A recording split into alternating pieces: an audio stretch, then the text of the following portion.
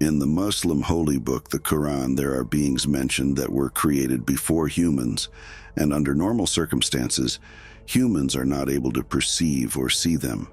They are called jinn, which means hidden or concealed. According to some beliefs and popular myths among Muslims, the homes of jinn are in ruins and old places, and they can take various forms and appear to certain individuals. Some consider them legends, while others claim to have seen them with their own eyes. Salman is one of those who believes that what he saw in Turkey in 2019 was nothing other than a jinn. Salman had come to Turkey as an immigrant and had recently started working as a driver for a small company distributing food to restaurants. His work hours began at 5 in the morning and lasted until he delivered his last load, usually around 8 or 9 at night. However, that night, due to heavy work traffic and snow that had started to fall since morning, everything was moving more slowly. The last delivery he had to make was for a new customer, a small, newly established restaurant in the highlands of the city's outskirts, a pristine and touristy area requiring him to drive on a winding road through the forest.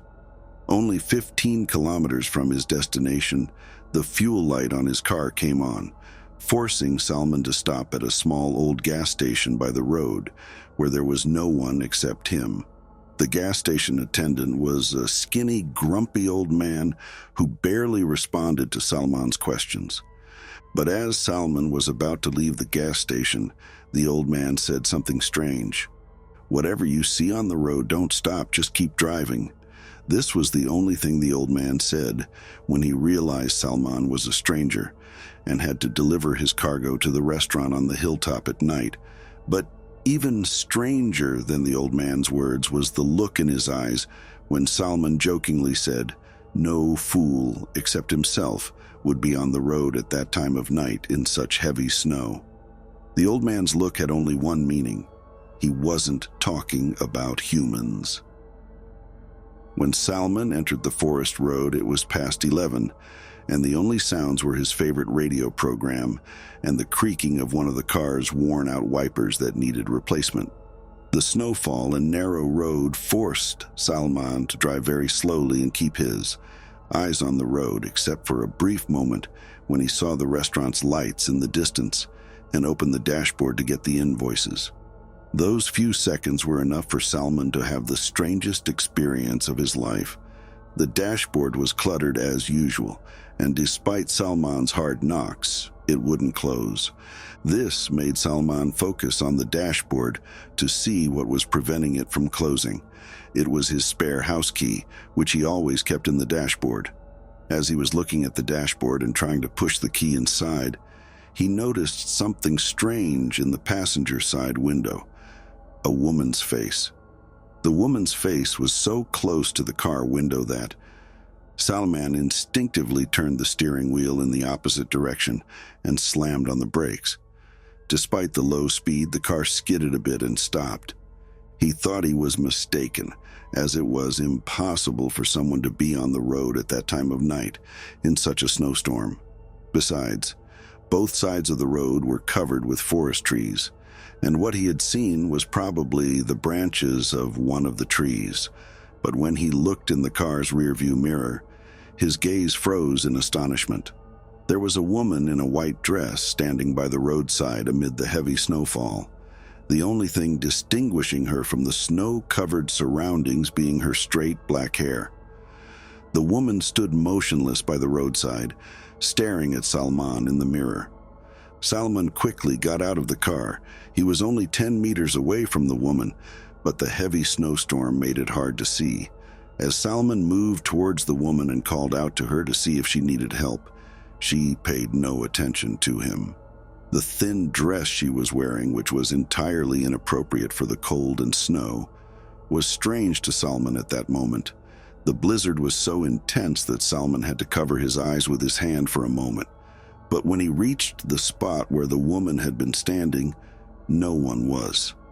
There, the snow on the road was not thick enough to leave footprints due to the passage of cars, but the snow on both sides of the road was completely untouched, showing that no one had passed through.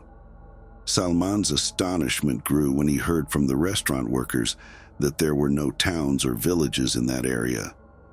Delusion was the only word he heard from his acquaintances when he told them his story, but Salman was sure he had seen that woman clearly, remembering her black hair and white dress. From that night, Salman tried to find an explanation for what he had seen, but to no avail, as there were no residential areas or reports of missing persons or accidents for miles around that could justify the woman's presence. No one had seen or known a woman matching Salman's description. After that night, Salman drove that road for years, but never saw that woman again. His friends jokingly called her the Snow Woman, but those who were Muslims and believed in jinn were convinced that what Salman had seen was a jinn, the very thing the gas station attendant had warned him about.